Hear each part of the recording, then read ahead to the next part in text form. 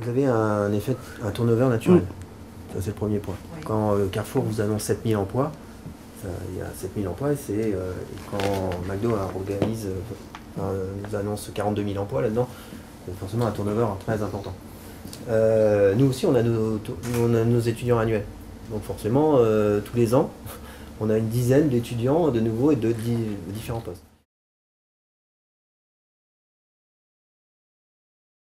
Tous les magasins remontent l'information à un point central, et donc ils ont une vision à l'instant T de leurs besoins de recrutement. Les indépendants, c'est pas du tout vrai. Intermarché, Leclerc, U, on parle pour cette activité-là, c'est chaque magasin, quoi. Et il n'y a pas de volonté d'intégrer ou je dirais, de faire remonter l'information. Ce qu'on peut dire aux candidats, alors ça c'est valable aussi pour Auchan, c'est pour le groupe Auchan, avec toute sa galaxie, hein, toutes ses enseignes, c'est les points de recrutement, ce sont les magasins. Donc il faut envoyer ses CV en magasin, même s'il n'y a pas d'offre. Globalement, il y a 6 ou 7 offres sur 10 qui ne sont pas annoncées. Visibles. Qui ne sont pas visibles. Ça, il faut le savoir. Et quelqu'un qui nous a écrit à l'instant T, 2 mois après, il pourrait réécrire. Parce que ça dépend de la rigueur des magasins. Certains conservent les CV, d'autres ne conservent pas. Certains écrivent, certains n'écrivent pas. Voilà. On a changé nos modes de recrutement depuis quelques années maintenant. On recrute, moi, la dernière embauchée en CDI, elle est à 50 ans. Voilà. Je pense que l'époque où on ne recrutait que des jeunes entraînait de facto des turnovers. Le jeune, aujourd'hui, a tendance à vouloir changer plus souvent de poste. Il a voilà. Alors que quand vous êtes un profil plus harmonieux en termes de pyramide des âges, on a moins de problématiques de turnover. Donc, par rapport aux jeunes, vous allez plus embaucher éventuellement des étudiants, mais moins des gens comme nous on suit, quoi. Non, moi je prends des alternants, c'est contrat pro là, 9 mois. Contrat de professionnalisation. Ouais, en caisse. Les enseignes intégrées, oui, sauf le groupe Auchan, parce que je le connais un peu plus, mais sont centralisées. Donc vos CV, magasins seront ramenés vers une entité, je dirais, qui regroupe l'ensemble des services RH.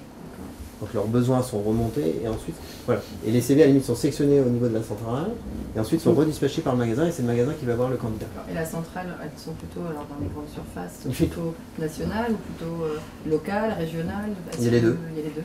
Et donc sur le territoire, en fonction par exemple, des enseignes, il y a des choix de l'organisation différents. Justement des niveaux de centrale dans quelle enseigne, enfin de quelle enseigne? Est-ce qu'on en a ici en local? En local, vous avez des centrales, vous avez Intermarché qui a des bars à Argentré-du-Plessis. Et à Bain-de-Bretagne, non? À Bain-de-Bretagne, non, c'est Carrefour. Ah oui, oui. Carrefour, c'est le surgelé du Carrefour. Ouais. Vous avez l'antenne régionale de Carrefour qui est au Carrefour Cesson. Carrefour. C'est lieux où du coup il va y avoir peut-être de la RH aussi. Alors, je peux pas rentrer dans le. Il y a de la logistique, des chauffeurs en saison. Enfin, il faut envoyer. Moi je crois qu'il faut systématiquement, quelle que soit l'enseigne, envoyer en magasin. Si c'est pas en magasin, le CV sera remonté à la cellule de recrutement et il faut aller sur le site internet de l'enseigne. Il faut se mettre en phase avec l'autre monde, hein, donc c'est comme ça qu'il faut faire. Mais il faut faire toujours un tir croisé. Voilà. Et parce que le candidat, on n'est pas sûr que si vous êtes chez Bonobo, vous dites que c'est un groupe intégré, ça. Ben non, c'est des franchisés. Donc c'est le propriétaire qui recrute, c'est pas Saint-Malo. Pas Beaumanoir, non. Ouais. Donc il faut aller déposer son CV chez lui. Voilà. Mais vous ne pouvez pas le savoir. Donc il faut faire les deux, toujours les deux. Dans le doute. Ouais, toujours. Et puis, il ne faut pas s'offusquer d'avoir une réponse négative. Parce que j'ai coutume de dire ça, ça peut être négatif. Et dès le lendemain, j'en ai fait souvent ça. Je réponds négativement, dès le lendemain, je dis, bah non, il y a un poste. Voilà, ça va vite. Hein. Voilà, c'est des postes. Et puis, si vous avez un CDD ou vous avez de l'intérim, moi je dis, inscrivez-vous en intérim. C'est important, intérim, c'est de l'expérience. Plutôt qu'être en recherche d'emploi pendant longtemps, bah, vous ne perdez pas le pied. Vous êtes dans l'intérim. Et moi, j'ai coutume de dire, on prend des intérimaires, et puis s'ils sont bons, ils basculent en CDD ou ils basculent en CDI. Hein. C'est aussi une phase de carrière. Il ne faut pas négliger l'intérim. L'intérim, c'est important, et ça permet aussi, il y en a qui ne savent pas ce qu'ils veulent faire encore. Donc c'est au moins de trouver, ils vont faire un peu de tout, et ils vont juger, quoi. Ouais, il faut pas. Aujourd'hui, il faut rien négliger. Sur les horaires décalés, on est dans le commerce, on sera décalé toujours. Hein. La restauration, c'est pareil.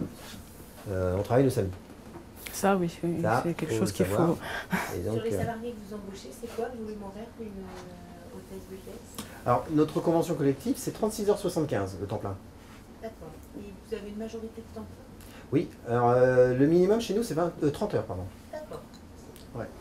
C'est pas pour tout, hein. Ah, ça, c'est bien. Alors, j'ai énoncé, alors je m'engage que moi, mais quand l'activité progresse, l'objectif c'était de faire monter, on a démarré à 22h. Oui, c'était ça, le contrat minimum 22. Donc aujourd'hui, le contrat minimum c'est 30 heures, sauf étudiant. Typologie étudiante, où là on est entre, de mémoire, on doit être entre 6 et 14. Et c'est nous, on ne veut pas faire plus, parce que moi j'avais l'habitude d'avoir des étudiants, et au-delà de 15, ils pensent plus au boulot qu'aux études.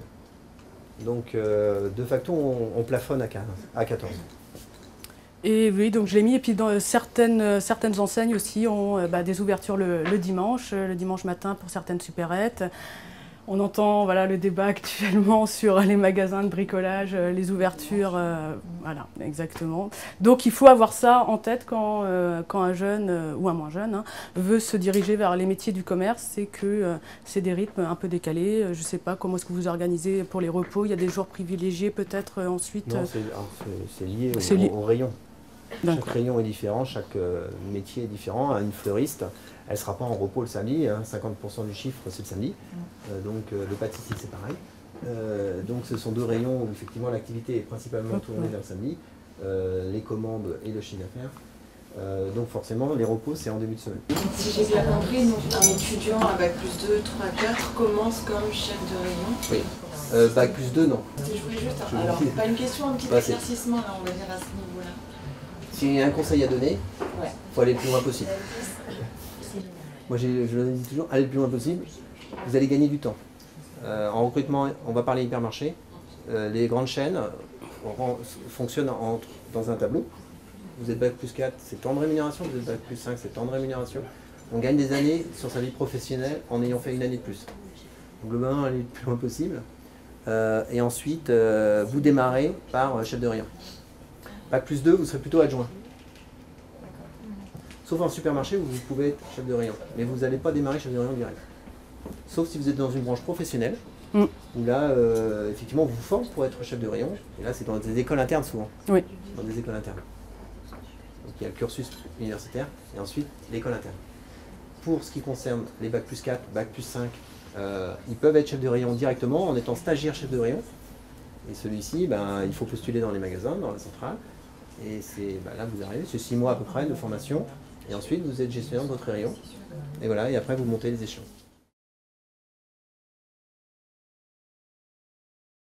Les formations internes, c'est en partenariat avec des organismes de formation ou c'est propre à vos enseignants?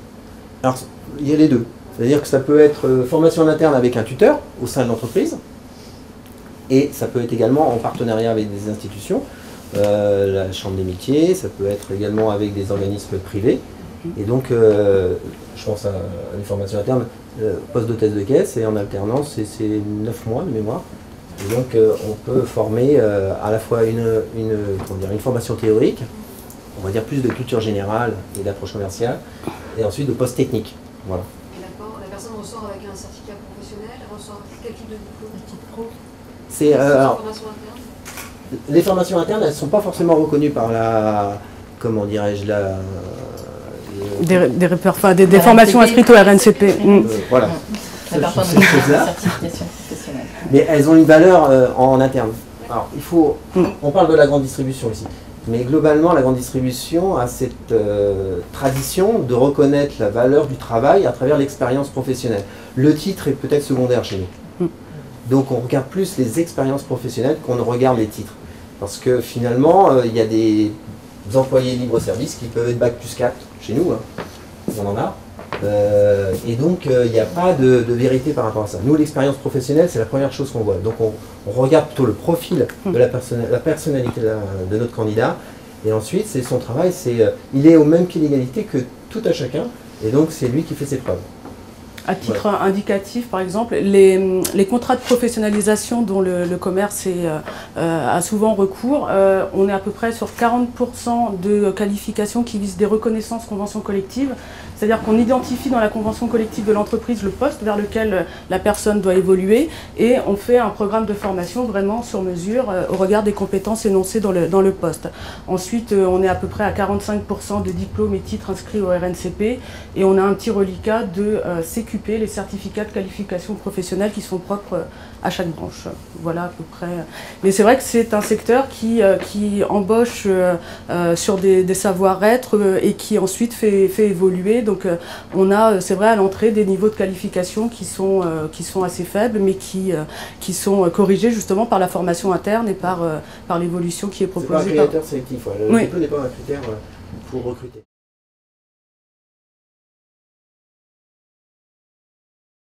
Je serais tentée de dire qu'il ne faut pas hésiter à associer l'OPCA dans vos montages de dossiers parce qu'il y a plein d'articulations possibles qui sont parfois méconnues des prescripteurs.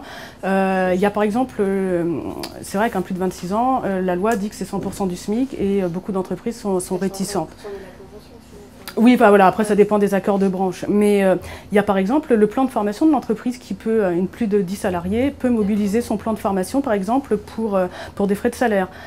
Donc ça peut aussi être un biais parce que beaucoup d'entreprises, alors c'est là, je ne sais pas si vous, un OPCA, tout ce qui n'est pas dépensé d'un plan de formation d'une entreprise, au 31-12, ça va dans un pot commun, voilà, qui profite aux autres. Donc une entreprise, moi je vais les voir en fin d'année, je leur dis mais vous avez 5 000 €, faites-en peut-être quelque chose pour vos salariés actuellement, parce que sinon ça profitera à d'autres salariés. Donc là, on regarde les contrats de professionnalisation, ce qu'on peut valoriser en termes de salaire, de frais de déplacement, un certain nombre de frais annexes, qui peuvent aussi être une aide à la décision. Il y a les aides Pôle emploi, selon les années, qui sont plus ou moins ciblées. Donc sur une problématique par exemple individuelle, dans le domaine du commerce, il pourrait faut pas hésiter. Oui, on a, enfin, interpellé au moins dans un conseil. Tous les OPCA, je ne vais pas dire de bêtises, je pense, se sont dotés de chargés de mission développement de l'alternance.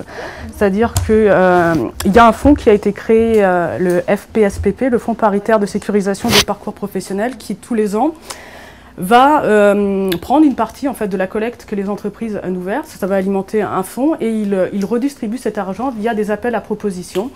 La POE individuelle, collective est financée en partie par le FPSPP. Et il y a aussi des postes de chargés de mission développement de l'alternance qui sont finançables pour les OPCA. Donc en Bretagne, on va en avoir une bientôt, en cours de recrutement. En Pays de la Loire, on en a une. Donc elle est là aussi, pas seulement pour aider les entreprises, mais aussi pour aider les prescripteurs à amener l'entreprise vers la meilleure articulation du dossier.